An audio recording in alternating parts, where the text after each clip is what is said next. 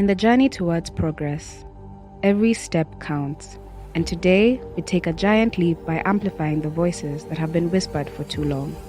The voices of women, the architects of change. In the heart of our community, we bring together the architects, the leaders, the visionaries, the trailblazers. They don't just lead, they inspire. They don't just talk, they ignite conversations that transform. This is more than a gathering, it's a movement where women lift each other higher, where ideas aren't just heard, but celebrated. Because in our stories, there is power. In our experiences, there's resilience. In our conversations, there's revolution. And in our unity, there's a force that moves mountains.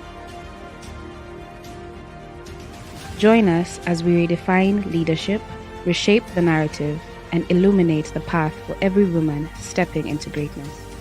Together we rise, together we lead.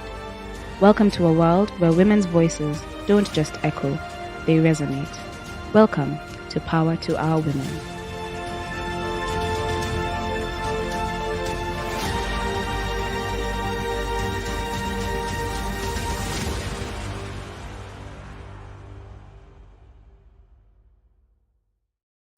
Good evening, everyone, and karibu sana to Power to Our Women Conversations.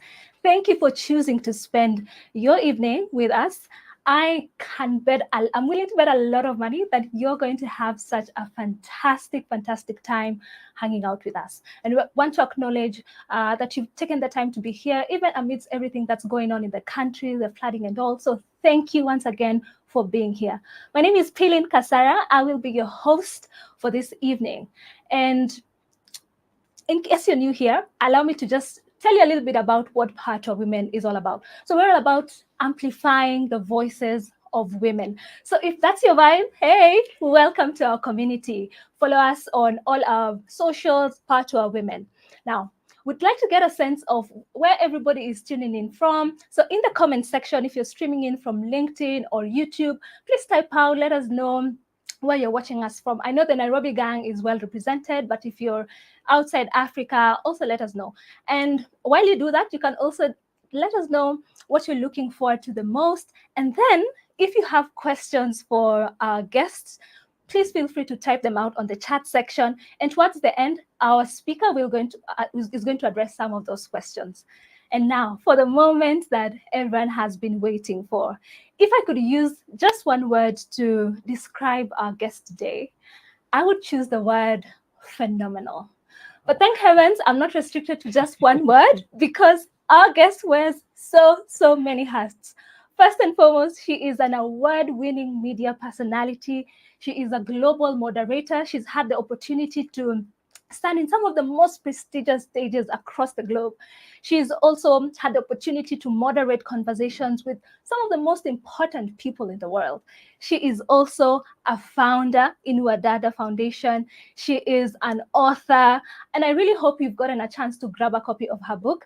I truly think that it's a must read. I think every Kenyan household should have that book.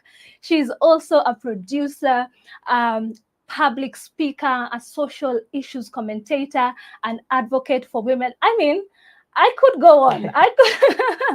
I could really go on, but in the interest of time, because we have so much to cover, allow me to just stop right there. Janet, yes, thank you so much for gracing the set. I hope you can really sense just how humbled and honored we feel to have you here. I'm so humble. Thank you, Philly, for that. I think I need to borrow everything you've said and put it in my bio. You explained it so nicely, but it's so nice to be here. It's nice to be on set. It's so great to be here. So thank you for having me. You're welcome. I actually want to start this live cast by giving you your flowers. Thank you. Thank you for all the work that you have done and you continue to do in advocating for women and elevating the voices of women in Africa and beyond. We see what you do. We are rallying behind you, and yeah. So, I received the flowers. You received the flowers, well, you deserve them. Thank you. I really appreciate it. I don't take it for granted, you know. It's nice to sit and reflect sometimes on the milestones, but I appreciate that a lot. So thank you. Oh, wow. You're welcome. I have to ask, you're known as, the interviewer extraordinaire. So does it usually feel a little odd when you get to sit on the other side? Always. Always? Always feels odd. I always feel like, hey, Pili, tell me about yourself. I always feel like I'm going to switch it around. But today I'm going to sit, I'm going to contain myself and maybe just give myself a break and say, hey, let somebody else do it for once. So I'm good. Well, please do. But on that note, I really want to know, is this how you envisioned your life to pan out? In a sense, do you feel like you're living out your childhood dreams? That's such a good question. First of all, my childhood dream, I know it kept evolving. At some point, I wanted to be a criminal psychologist. Psychologist? When I was in high school. Criminal, specifically. Okay. I don't know why. I think I thought if you can get into the mind of criminals, we can figure out the patterns that can prevent other crimes. And that wasn't even me like watching crime shows. I just was intrigued by the human mind. I still am, but I've evolved. So it was when I was doing debate club in high school when my business studies teacher told me, hey, you should try media. And she spent 45 minutes to an hour convincing me. And I kind of leaned into it. And as chance would have it, I needed to get a job in my gap year because my dad was like, you take a gap year all you want, you will pay bills in this house. Oh, wait. So he was like, find a job. And thank God, by some way that of chance, there was a radio job available in Mombasa where I grew up. And that was my first rodeo. And I didn't really know what it would end up being. I never thought I'd end up being a news anchor. That was never something that I envisioned. And I think when I was approached to do it when I was, 23, before that, I was a travel show presenter, which I could get. I was like, I enjoy travel, I enjoy lifestyle, and I could do commentary on that. When they approached me to be an anchor, I remember I was like, no. And these were senior anchors coming to me. And one of them asked me, why not? I said, because I'm not you guys. You guys are mature, you're seasoned. Who's going to listen to me? A 23-year-old who's come out of doing a travel show. And they just said, you need to trust us as the experts. We think you have it in you. And so they convinced me. In fact, I think they trusted me more than I trusted myself. Wow. And so when I became a news anchor, that was nowhere in the plans. But I thank God because it completely changed my life. So when you ask me, did I envision being here? No. Wow. And I kept leaning into every time I would evolve, I would say, Janet, just see where it takes you. Don't limit yourself. Don't hold yourself back. There's a reason why you're moving from this to that. So I never thought I'd be sitting here. I've authored a book or I moderate on different platforms. I didn't see that, but I'm very grateful that that's what I do. Wow. Yeah. Thank God for those people who notice the potential in you and then they call it out. 100%. That was so amazing because I just didn't see it. And Farida Karone at the time had just joined KTN. I was in Mombasa trying to figure out my next step. And so she said, I need you to come back here and I need you to trust me. Wow. And she's very authoritative. So I was like, okay. And I did. And she just said, just trust us. We'll train you, but I think you have it. And so, yeah, it's always so. And I think that's why I love to trust people in their talents. When people ask, how come you're generous with your platform? You like to shout people out, etc. I was like, well, people trusted me and people saw something in me. So I kind of feel it's not hard for me to pass it along and to encourage like up and coming anchors or MCs. There's so many incredible people in the space right now. Absolutely. And I love encouraging them because I also know it's not easy as a young person, but especially a young woman in those spaces. So as much as I can, I'm like, you can do this, sis. You got this. You got this. So yeah. Wow. I was actually sharing with a few colleagues earlier on, back in the days when people used to ask me, hey, what do you want to be when you grow up? I used to tell them, I want to be Janet Mbugua. Oh, no way. Yeah. So Wow. much so that even my mom used to jokingly call me Janet Mbugua. But anyway, that's just to say that this moment has come full circle for me. Wow, but anyway, you. So you joined the media industry like very young and you've had tremendous success in this space.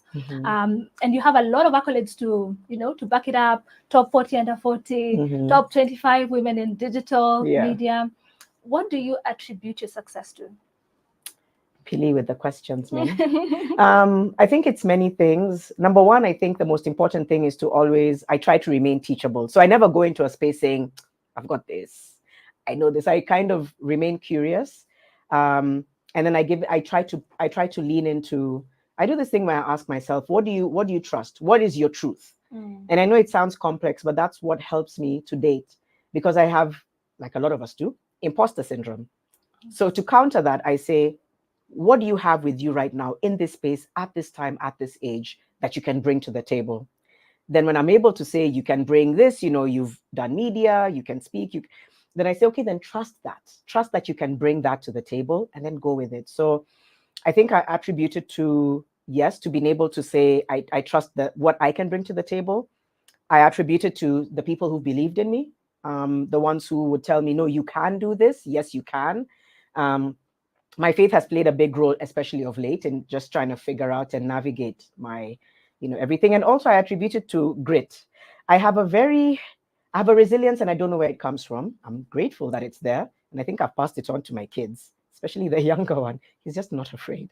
And I think what grit does is it cushions you. It means no matter how much somebody tries to push you away and push you down, you fall back on the grit that says, stand up. No, stand up. Keep going. Stay humble, stay teachable, but also stand your ground and stand in the authority of what you are gifted. So it's all those things. And even by the time I'm going on a stage, today people ask me, how come you're getting nervous? Why are you nervous? And I say, I'm nervous because I care, and I'm nervous because I've never been in this moment before. So I have to tap into all of those things before I'm like, okay, it's go time, and being able to go out on a stage and host something. So I think that's what I can say I attributed to different people and feelings and belief systems that kind of guide my moves. Oh, and I love that you talked about imposter syndrome, because Janet, I've seen how you own every room you walk into. I would have never guessed that suffer from like moments of imposter syndrome. So that's encouraging. I think for me, that the reminder to always do it afraid. Yes, do it afraid. I love that. Do it afraid. Do it afraid. That's the only way. So you worked in both Kenyan and South African media. Yeah. What would you say are some of the challenges that you've experienced, and also talk about the rewards, but maybe start with the challenges so that we end with the good news. So working in South Africa was difficult because it's a new country, it's a new culture, but because I'm curious, I said, you're just going to lean into it. Honestly, the biggest setback was down to my documentation. There was always an issue with my work permit that had nothing to do with me, but everything to do with the bureaucracy at the time. So I never felt secure. I'd have like a 1-year permit, and then before you know it, I'm outside queuing at Home Affairs at like 6 a.m. in Johannesburg. That was the biggest challenge, was not feeling like I belonged, because the station had hired me, but the government was asking a lot of questions. It's basically bureaucracy. So that was the biggest challenge. Also, not really knowing how far you can go, because the complexities of racism, xenophobia are all very real. On the plus side, though, I had such amazing colleagues and bosses. And so it allowed me to do 2 years, some of the most interesting years. I covered the 2010 World Cup, elections in Botswana. I went to Swaziland. It was just like a cultural trip, and it was amazing. Like, Swaziland was wild. It was just, I don't know. It was something called the Marula something, because there's 2 major festivals they have. So I went for one of them, and it was just so interesting being there and being immersed in the culture of a new country. So all those reasons were amazing. But in the end, it got to me, to the point where even when I finally got a permit for 5 years and a contract for 5 years, I was just like, I'm ready to go home. I'm ready to go home, because home, it's harder to be rejected at home, Oh, wow. Yeah. So you actually left, like you'd gotten a contract for 5 years, but you just chose to pack up and come back. Yeah, because it had taken 2 years of the same bureaucracy, and eventually it weighs on your spirit. Oh, yeah. Even though it had nothing to do with the organization, they were great. But eventually I remembered elections were coming. And so I said, elections are going to be in Kenya in 2013. I want to be there for that election. So let me go now in 2011, because I know it takes 1.5 years for election planning. So it was still a really good move. I was just like, go home, go into the newsroom, and God willing, you'll cover the elections. And I'm also quietly aggressive. When I want something, I'll pursue it. So I was just like, hey, I'm home. Hey, Farida, what's up? Hey. She was like, okay, fine, come for a screen test. And then, and I was able to do the election. So that was the biggest challenge. But the pluses were having that experience of working abroad and not being afraid of being thrown anywhere anymore.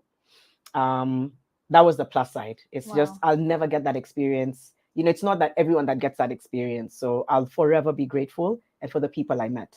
Yeah. Wow. So, and why did you decide to transition now from media to what you're doing right now? foundation? In 2013 was the story called Periods of Shame. I was a news anchor at the time at Citizen. And by the way, I really credit Citizen, I think, for changing my life. At the time, I didn't realize what a platform. I just come from the trauma of SA. I mean, trauma is a big word, but kind of. Yeah. So I wasn't really looking at ratings. I was actually looking at security. I'm like, I need a job. Farida was there again. So because I trusted her from KTN, I felt very safe that she was going to be my boss. And she's a tough boss, but she wants the best for you. So by the time I was a year in, I was like, yo, this platform is big. It's regional, it's scale. So in a sense, it heightened a lot of our careers, right? So when I was there and did Periods of Shame, Lulu Hassan and Judy Koskei had brought the story to life. Farida had pushed for it. It came on Monday Special on the show I hosted every week. By the way, if you see me using tissue, just bear with me. No, it's okay. It's just sensitivities. And so it changed my perception of privilege and access because it was showing girls using chicken feathers and goat hide because they didn't have pads. And it was 2013. So none of us could understand how that was a reality. And it stayed with me. It stayed with a lot of us. It blew up online for 2 days. Yeah. People were like, government, what are you doing? And the interesting thing about that story is that it was pivotal for many reasons. It didn't just change my life. It changed the conversation on periods in Kenya. Because you can imagine families were watching it. You couldn't avoid it. Was 9 p.m. news. So whether you were prime time, whether you were a man, woman, child, suddenly it became a national conversation. Suddenly, Parliament started debating the budgetary allocation. Suddenly, a policy started being designed. So that's the power of media, storytelling, and advocacy is right there. So while all that was happening, I was like, okay, what can we do? So with the permission of the station, came up with Inuadada at the time initiative. It was just supposed to be one-off. Like we go to the school, lobby, talk to the girls, give pads, go home. Except when everyone went home, it was still bugging me. Then they were like, "Kai, Janet, then just go with it because there's nothing else. We don't have bandwidth." So that's how I registered it as a foundation. And over time, I was balancing the two until 2017. 2017 is when I left TV. I started thinking about it from 2016. I didn't just wake up and resign. Yeah. It took me 6 months to plan backwards. I started planning in October. There was a shift happening in the industry, and I just didn't feel like, I felt like I needed to step away. It was supposed to be a hiatus, but here we are, almost 7 years later. So much for hiatus. And I started asking myself questions around, what's your purpose beyond this ministry that you call news? And what are you doing with the foundation? I attended Goalkeepers and it changed my life completely because it brings together change makers from different parts of the world. And I felt so challenged, like people were doing so much with so little. And it just allowed me the permission to say, you can do this. And so that's what allowed me to transition, to say, you can transition, you can really follow your purpose of trying to lead change, whether it's in an industry or conversation. And if ever the time comes that you need to go back to the newsroom, then you can. And you will. And so I've never crossed it off as never, ever. I'm just like, right now, I love that I'm doing what I sought out to do. It's not easy. It's so hard. It's so hard to do the things you love, but it's worthwhile waking up every day saying, I'm doing what I love and I'm doing what I believe in. And it also shows my kids that you can actually do something that you believe in. Every day I wake up, even on the hard days, even on the days when I wake up and start by praying and then crying. It's followed by everyone has those days. Everyone has those days. Okay. Sometimes you cry and pray, or whatever order it is. And I say, you know what? It's okay. Nothing good comes easy. Change takes time. And so this is long game for me. Like I'm never not going to do advocacy. But now I've also integrated self-care. So when it's just getting too much, I have to pour into myself as well. It's a very long answer, Pili, for how and why I transition. No, but yeah, it's okay. For all those reasons. So you've been building the foundation for a while now. Would you say that a significant stride in addressing period poverty and the entire just menstrual health management, because you've been in the space for a while now, since you launched, since that show Periods of Shame up until now? What significant strides have you seen? The more things change, the more they stay the same. And it's a very sad thing to say. So the strides are, number one, we're talking about it way more. The first menstrual hygiene day was actually 10 years ago. And we're marking 10 years this year with Wash United. and Menstrual Hygiene Day, and they're from Europe. So we're collaborating on the 10th year anniversary with advocates from around the world. And we can't believe it's been 10 years. Back then, nobody talked about Menstrual Hygiene Day. Right now, the entire week, media houses interview so many advocates. So number one, it's getting a lot more mainstream. Number two, there's a lot more people like male allies, young activists. There's so many more people in the space. And number three, people realize that it's a very fundamental transition for girls and women, and that it affects their education, it affects their self-esteem, it's linked to gender-based violence, it's linked to cases of teen pregnancy. The setback is there's also a war against women's progress happening in the world. I'll try and explain that. In as much as there's a lot of men and women who want progress for all of us, there's an agenda that still wants to stifle the progress. Because, you know, there's that thing for remember who you are, remember what your role is. Like they want to pigeonhole you. And they've been strategizing for a very long time. Really? Oh, yeah. You know, and they were seeing, I think when they were seeing the gaps in the development and progress space, they were just busy there. So now suddenly you have policymakers from so many parts of the world who are strategically hindering progress. And that trickles down to menstrual access. So there's still about 1.1 million girls in Kenya who don't have access, 65% of women and girls, and close to 500 million, 500 million women and girls globally don't have access. And it's still not prioritized as like a top agenda in governments. So we still have such a long way to go. It needs a lot of resourcing. It needs a lot of understanding. It needs a lot of patience. People are not patient with issues. They want to see change tomorrow, but you can't change social norms tomorrow. It takes time. So because of that, it can be very discouraging. Yes, you see the progress, but you're just like, Allah, why are we going back? So right now, more than ever, we just have to mobilize to push back against the pushback, because the pushback is a lot. And it's across the board and it's around the world. So right now, progress and pushback are butting heads like this. And we need to try and overpower the pushback, because right now it's kind of winning. Yeah. Well, I love reading about some of the male menstrual health champions in your book, and we'll get to that in a minute.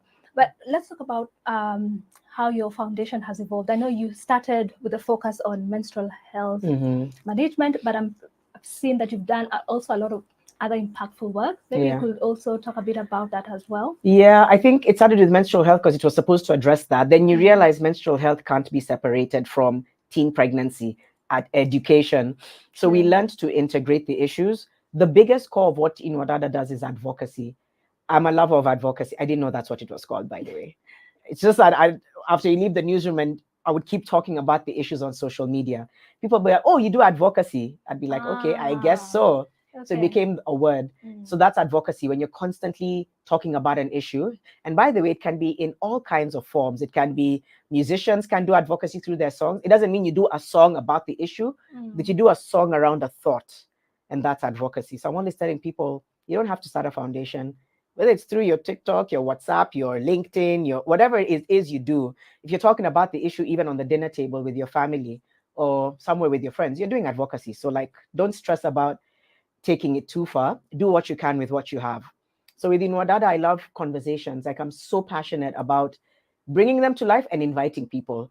And then more than that, I love seeing people find power in their voice. Agency. Ooh, I love it. I love it. Like seeing somebody, I'm like, you see, you got this. Seeing somebody like come to life with the knowledge that they can speak truth to their power is something we're very passionate about. So at the core, we have advocacy conversations. Tandika Leso is community-led. Generation Parliament, which we will be talking, you'll be hearing more about it soon this year, is youth-led. And my first time is girl-led. And there's another one that we'll be launching later in the year, which I'm also really excited about. So at the heart of it is conversations, because they open up into the issues and into the services that are needed. So we have a podcast coming back up. My first time had a podcast 2 years ago. We're returning it. Then things like Tandika Leso, and also we have a pad making machine in our center in Kariobangi where we train women how to make pads.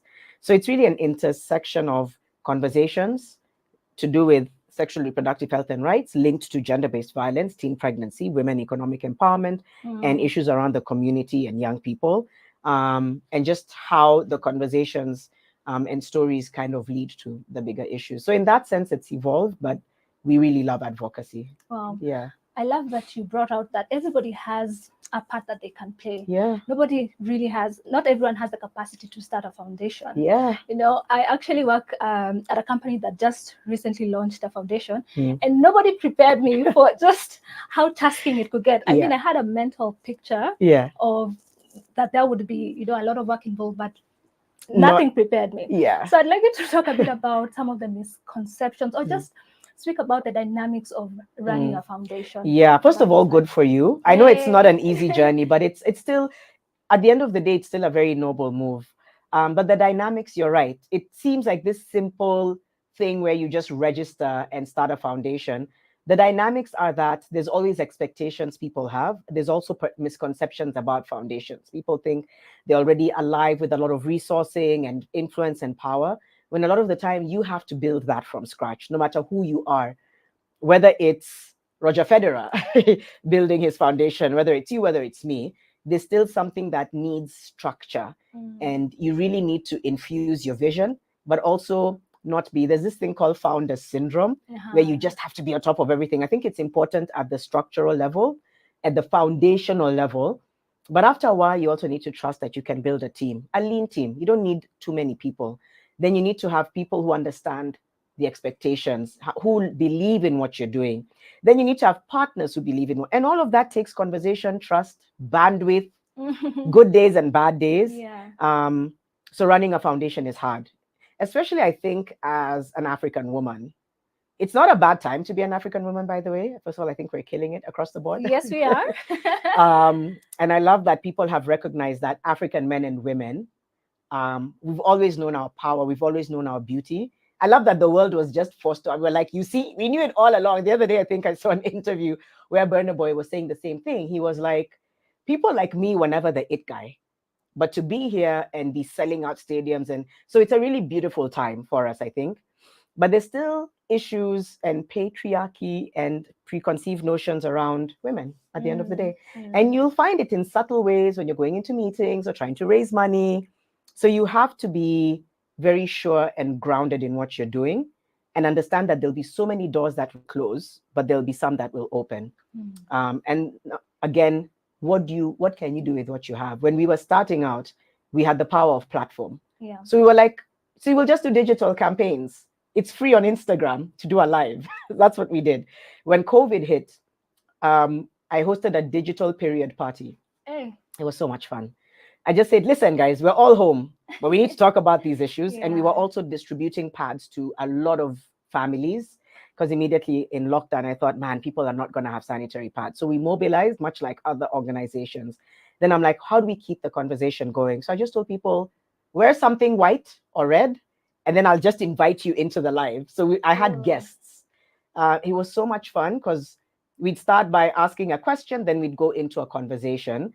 And it was interesting because BBC Africa Digital actually picked it up. I was just like, so you can do what you can with what you have.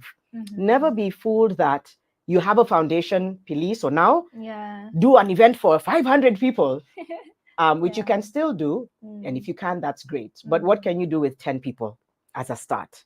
Even fundraise with 10 people and then scale.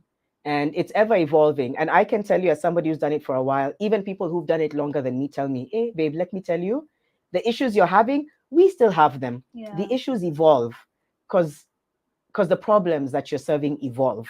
Expectations and governments evolve, and they all impact a foundation. So if you're going to start a foundation, be very clear what you want to achieve now, 5 years, 10 years, be very realistic, manage your expectations, have the right people around you, and trust that it takes time.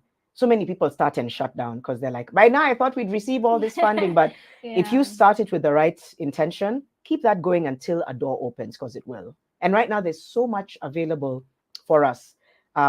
Foundations from the global south, Africa, women-led foundations. There's a lot that we can tap into. So now is actually a good time to start. Just have your message right, your vision right, and then have somebody who can help with like proposal writing so that you can get the resourcing needed.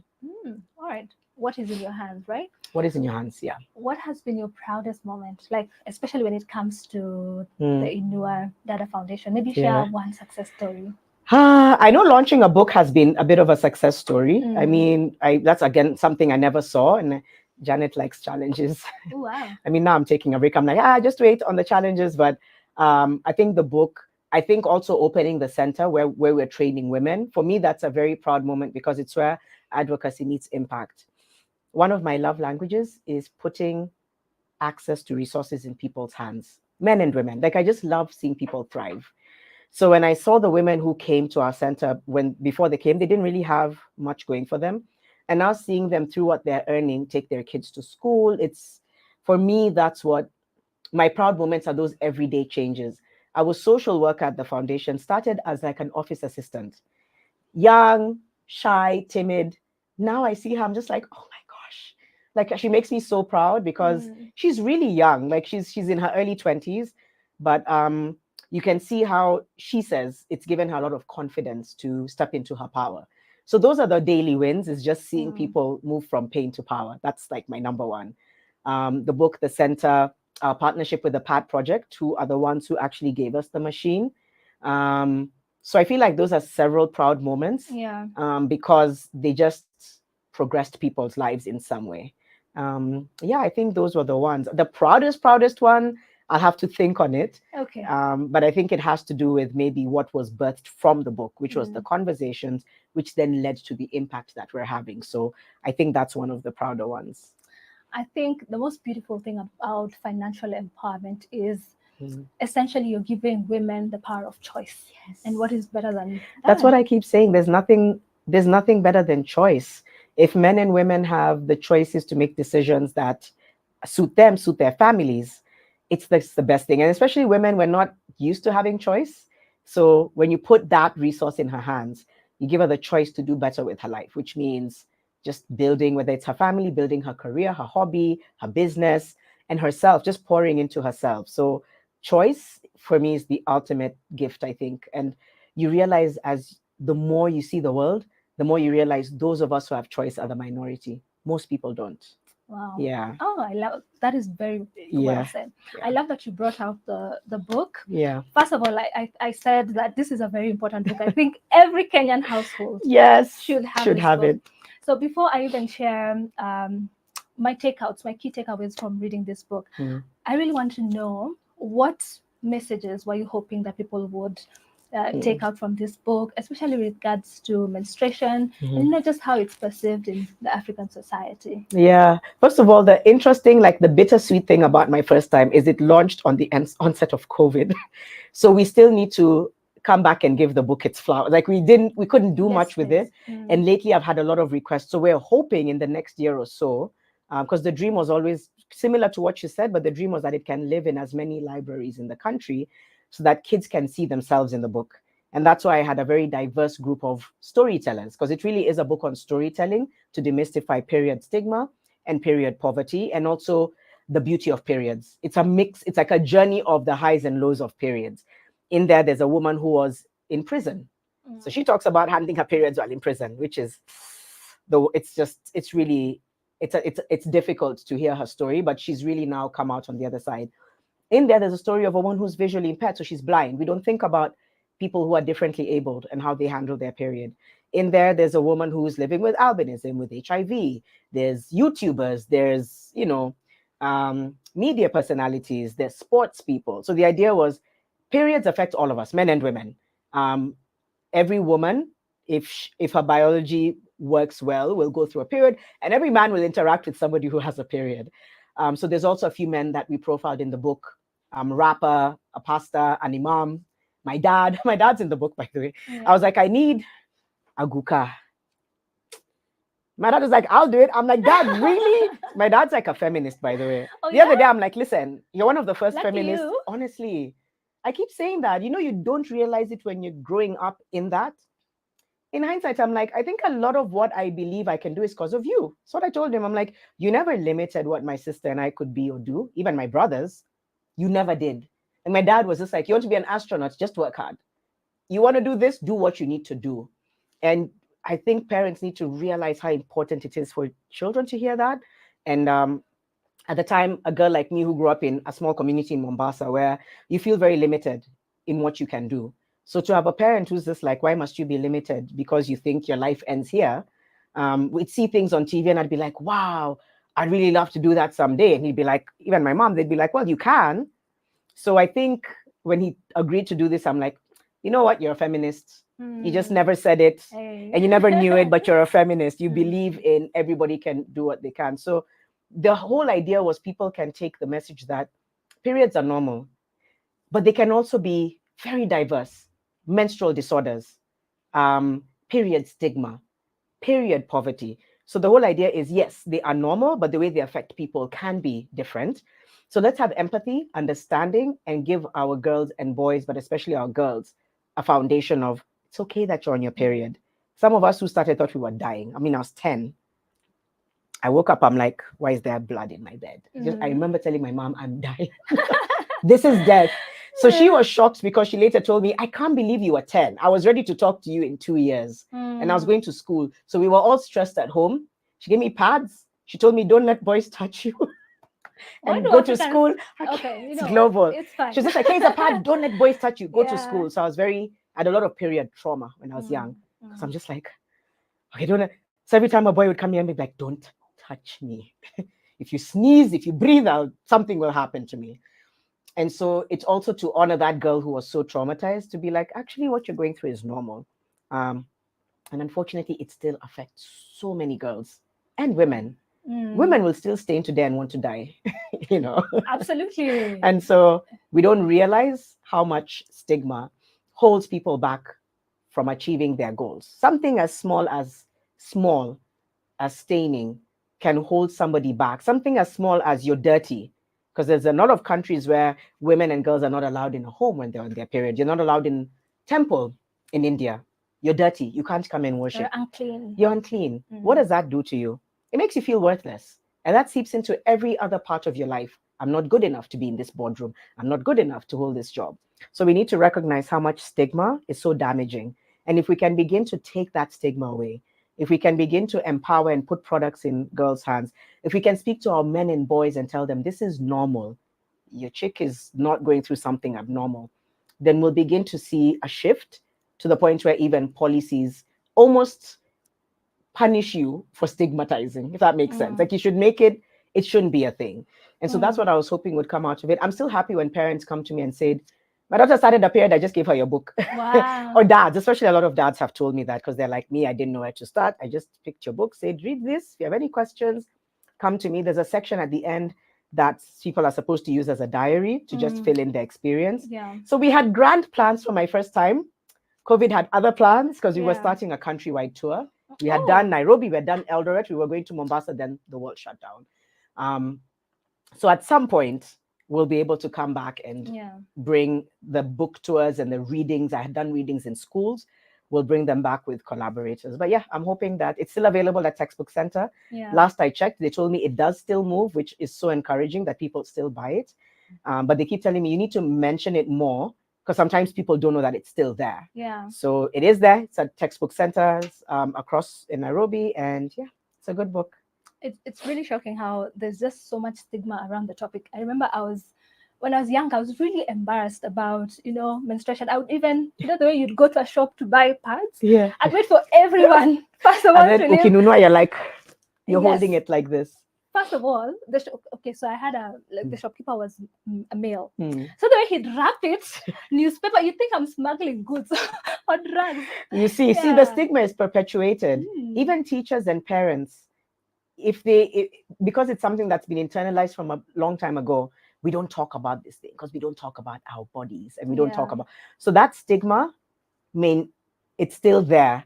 And if we're able to pull away the embarrassment, we'll allow for less of that. We still, like I said, even that thing for wrapping, it's still there. But there are places I go where it's not there. And that's when I know there's little changes happening, even with male shopkeepers, or even with men understanding things like cramps and menstrual disorders. So that's encouraging. I'm like, okay, there are people who are willing to learn more. A lot of people say, like, when they're dating somebody will ask them, what happens? Do you get cramps? Or when they're having their period, they're like, do you need chocolate? I'm like, keep him. Yes. He's asking you that. Care box or something. Care box or whatever it is. So it is changing, but it's still affecting those who are left furthest behind. You and I, maybe it's changing for us because we have access. Yeah. There's still so many people who don't have access, and they're the ones most affected. They're the ones who are most stigmatized. They're the ones who are vulnerable, don't have information on their bodies, fall victim to teen pregnancy. Sex for pads is huge, by the way. Sex for pads. So there's still a lot that's happening back there that we need to bring to the fore. Otherwise, we keep thinking, oh, there's progress. I'm like, there's progress, but it's only within certain circles. The bigger progress needs to happen to those left furthest behind. Yeah, I like how you just articulated that. And some stories that I really enjoyed reading from your book. I loved King Kaka's story. Yeah. And he was talking about how, when he was doing his campaigns into Kana, then he actually was introduced to that world where girls actually like trade sex for parts. Yes. I remember stopping dead in my tracks reading that, because at that moment I was like, I felt like we have failed these girls. Yeah. I felt like I had failed these girls, because how incredibly sad is that, right? It is. Or even who you mentioned, Teresa in prison. Like there she talked about how some people would share pads. Really? That's crazy. Yeah. So this book that's why I'm saying that this book is really important, and it's really powerful. Yeah. Now, thank you. Talk to us about your creative writing process. So the thing about this book is it really was people who put their own words, if that makes sense. So I feel like I collaborated with a lot of authors on the book. I am creative, I do write. And while we started writing, we were like, wait, why don't we ask people to share their stories so that it's more in their words than ours? So I don't know that I can confidently sit here and be like, this is my creative writing process, even though I know I have a lot of poems and, short stories. I don't think I've taken the time to fully tap into what a creative process looks like for me. I can talk about the process for the book, which was at an incredible team helping collect the stories. And then we would collaboratively with an editor, edit them down. The fun part was getting their stories, throwing in some punctuation or words there that gave it a bit more life, and then now confirming with the editor and confirming with the storyteller. Because I was like, I don't want you to wake up and look at the book and be like, I didn't say this. Because a lot of it was edited to make it a bit more interesting. Because some of them would just say, this is what I went through. But when you thought about what they went through, there were so many interesting ways that it could be explained. So I would add in that, because I've always loved reading, I've always loved writing. So I would borrow from my inspiration from books that I'd read in terms of how do you make a story jump out? How do you make a sad story funny? How do you make a funny story interesting? So that's kind of where my creativity came in. I would edit it, give it to the editor. He would then also edit it, and then we would take it back and they'd be like, oh my gosh, I love it. So that was unique about this, because we didn't want to take too much away from the storytellers. We're like, this is your story. We're just adding our own creativity. I'm sure I have many other unwritten books in my life. I was actually about to ask. Yeah, if I intend should we expect a part 2 or another book? Because you said you love writing. I do. There's actually a part 2. We just need to get to the place where we can officially announce it and publish it and release it, but everything in its own time. But wait, is it already written? It's written, but it's work in progress. It's literally like one of those things which is edited and then on the shelf. Because, with a book coming to life, it kind of needs its own experience. You don't want to just be like, okay, it's available. You want to talk about it. You want to read. You want to have people join you in the reading. So we haven't launched it. We actually haven't visited it for some time, just because of life and bandwidth and things evolving. But I know, God willing, in the next maybe year or two, it's something that we can say, okay, fine. Because we still have to honor this one and then bring the second one. All right. Yeah. We can't wait. Yeah. What would you say as a writer is the role of storytelling and literature in breaking down the stigma, especially surrounding menstruation and just generally period poverty? Storytelling, everyone has a story in this world. We like to look at issues. We just see data. I'm like, behind that data and number, there's a person. And when you hear it from somebody's lived experiences, I think I saw data somewhere once that said, people are 22% more likely to want to change a situation when they hear the story. And so storytelling, first of all, it's always been who we are as people around the world, but especially I can speak as Africans. Like, we're storytellers. Our grandparents used to tell us stories. Our forefathers used to use storytelling. Reading Wangari Maathai's book, Unbowed, She talks about how her mom or dad would talk to them under the tree and tell them about all these stories about the environment, you know. So storytelling is a very powerful tool to understand somebody's lived experience and somebody's truth. It gives you insight into, so what do we need to do about that? It's now making a very big comeback. I mean, we had programs like MTV Sugar. That was huge. That was a good That show. was so good because it used the stories of young people integrated with sort of like a bit of showbiz, etc., because it was a show, but it was storytelling. Periods of Shame was storytelling. All of these things made a difference. MTV Sugar, there's data that shows that young people who watched it practiced safe sex, were more likely to use a condom, were more likely to have a conversation, girlfriend and boyfriend, about consent because of a show, because of stories. Periods of Shame, I've already talked about the different ways it was able to. So the other day I was just like, gosh, guys, I don't know why it's taken us 10 years to recognize storytelling as a tool, but thank God it's now happening. And a lot of organizations are starting to realize not just storytelling for the sake of ticking a box, but really listening, because in the story, there's also a solution. When we have Tandikaleso, community dialogue, when people tell their stories, you can immediately see where the gaps are, and they also know what they need. People know what they need, but listen to their stories. And then storytelling can be diverse. Series, shows are some of the most effective. Lately, I've been binging a lot of very interesting shows on Showmax and Netflix. Very interesting. Which ones? Baby Reindeer, Ah. but like trigger warning. It's so powerful. Really? Oh I haven't yeah. watched it. Oof. I'll go I look think for it's I think it's one of the best shows of our time Really? because it's about a good. man talking about his experience with a stalker and about his experience with abuse. And it was, first of all, he's a comedian. It was his experience. Then he's acting as his character. It's very bizarre. Then through that, I found a lot of shows like Unbelievable, which talks about trying to report.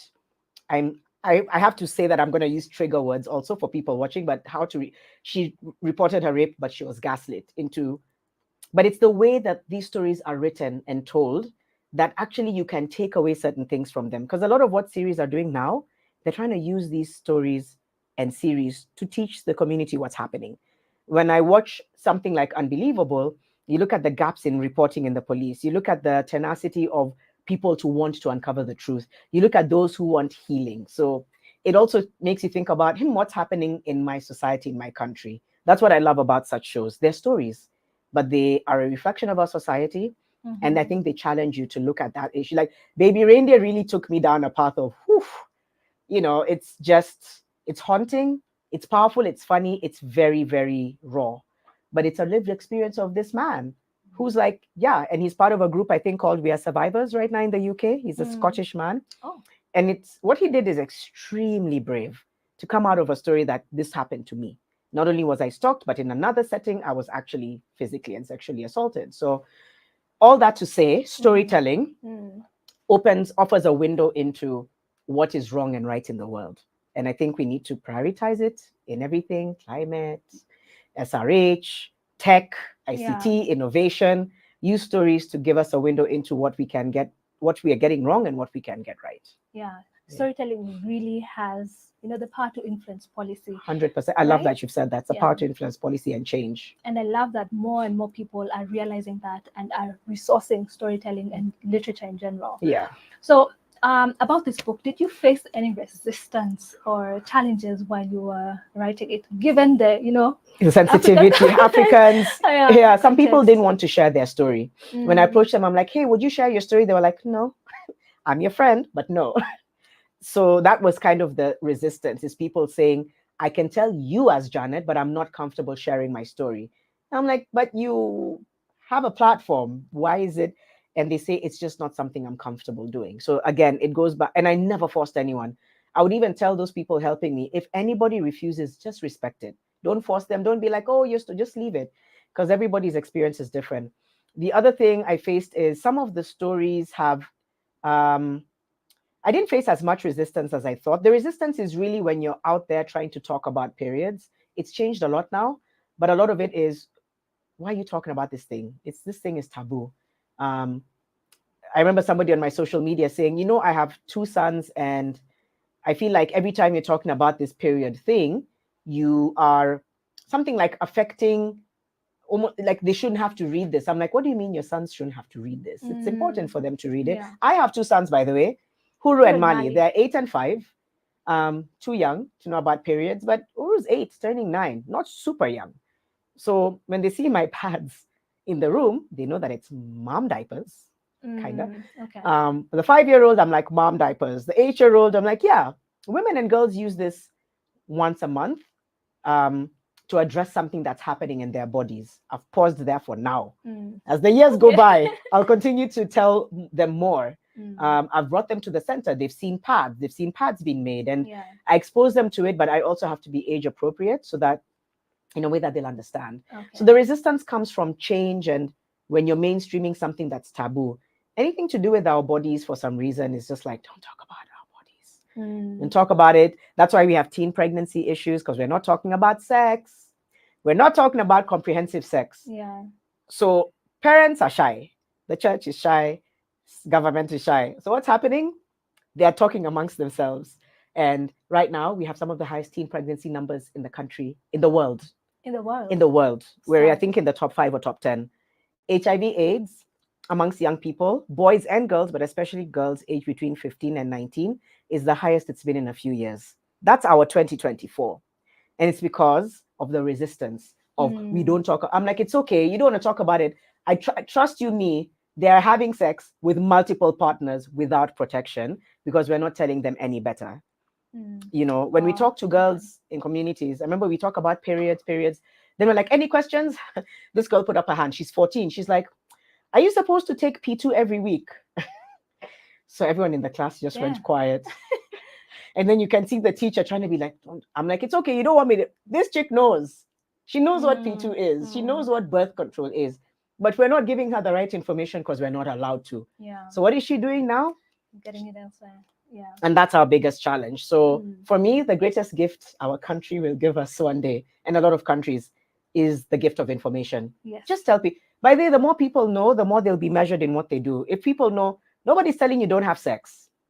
Just maybe try not to have it with so many people at the same time without protection. That's a problem because you could either get diseases or have an unwanted pregnancy. But you know, we're not doing that. So that's one of our biggest issues.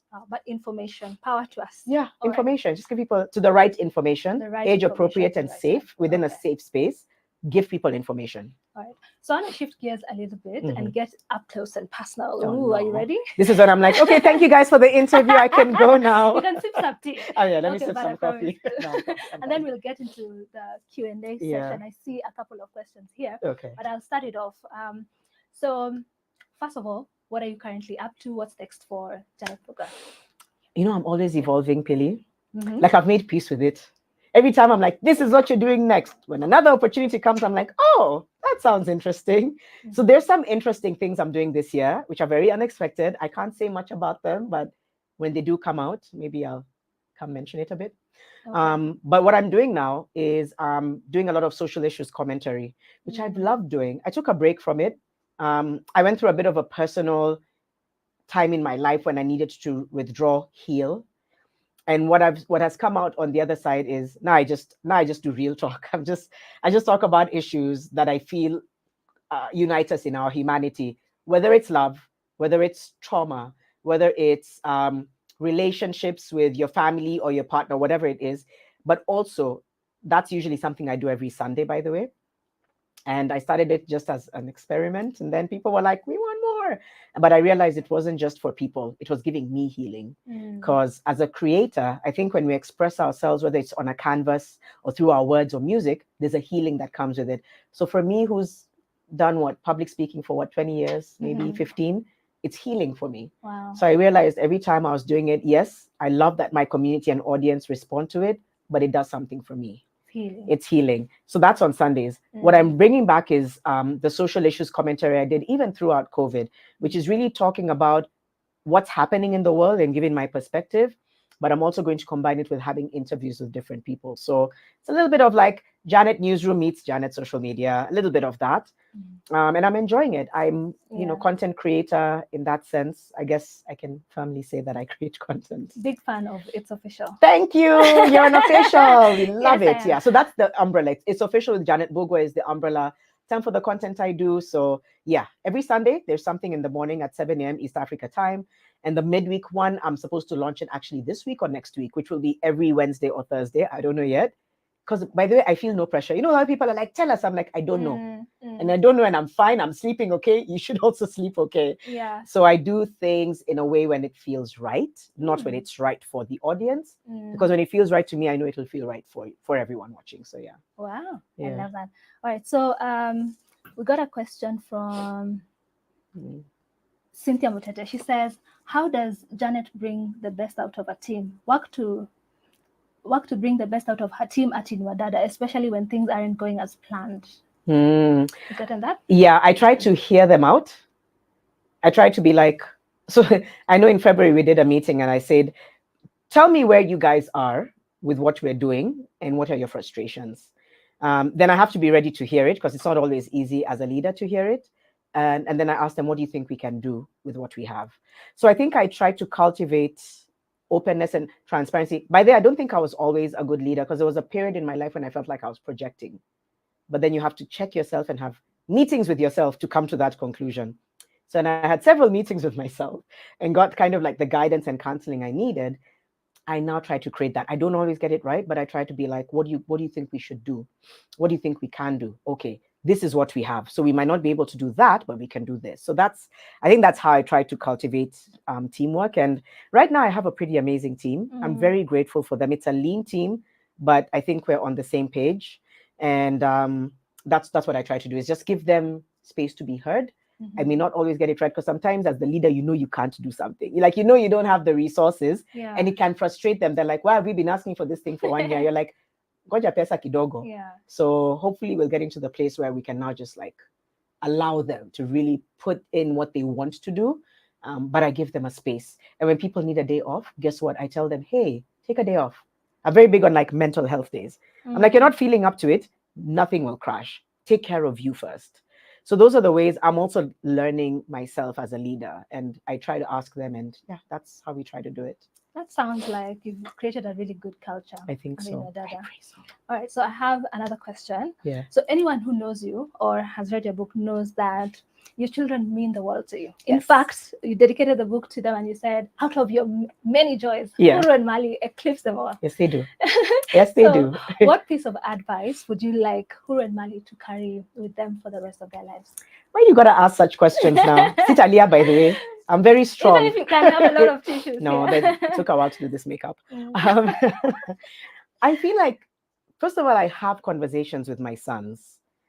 When I went through the transition I went through, I was like, the only way I feel like I can do this with my sons is by making them friends. Not that weird mom who's trying to be BFFs with their kids, but friends enough that I can just talk to them real talk. Listen, guys, this is life. Things happen and it's not all bad. And sometimes you grow from it and sometimes you learn from it. So I think I'm hoping that the best piece of advice they can take is things may not always work out in your favor, but there's always a solution. Number one. Number two, no matter what you do in life, treat people well. Doesn't mean they walk all over you because you should also stand your ground, which by the way, they have no issue doing. I'm just like, I think my children every day is a new season of character development because they're very vocal. And all my friends are like, where do you think they get it from? So I think we're raising kids very differently now because I hear this from a lot of parents saying, man, my 5-year-old the other day asked me, are you happy? Or my 5 or 6-year-old the other day said, you didn't talk to so nicely. These are the ones who fix our world, I think. So I'm always like, understand who you are, understand that you'll change. Things around you will always change. So be rooted in who you are. And that is, what are my values? Am I kind? Am I generous? Am I empowering? But am I also brave and standing my ground when I feel like I'm being, compromised? I think that's what I try to tell them is, the world around you will change. You don't have to fall into the chaos. You kind of have to be rooted in what your belief systems are. And your belief systems should tell you, yes, the world will always change. There's always good and bad. There's always good people who don't mean well. What are you bringing into the world and how are you staying rooted? So I'm trying to teach them about staying rooted. Wow. Which sometimes people are like, my folks are like, what are you telling them? They'll hear me having these heavy conversations with them and being like, they're 5 and 8, but yeah. And I just wish them well, and I pray that they'll also root themselves in faith. I don't want to tell them, believe in God because I'm making you. I want them to see what I feel God is doing in me now, that I hope that they can believe He can do in them as they grow. Yeah. Wow. So treat people well. Yeah. Stay grounded Yeah. and be rooted. I cannot believe that we've come to the top of the hour. Are you serious? Imagine where the time I was goes. enjoying this. And I have so many questions left. Yeah. But I think we can always continue the conversation in our community on LinkedIn. Yeah. But thank you so much for being here. And if you're watching us, I know you guys are pretty sure I've seen some of the questions. I know we've not gotten to tackle all the questions, but if you follow us on our pages, we'll continue the conversations there. Otherwise, thank you so much for tuning in. Please stay connected to find out what's coming up next at PTOW. Bye. Till next time. Bye. Thank you.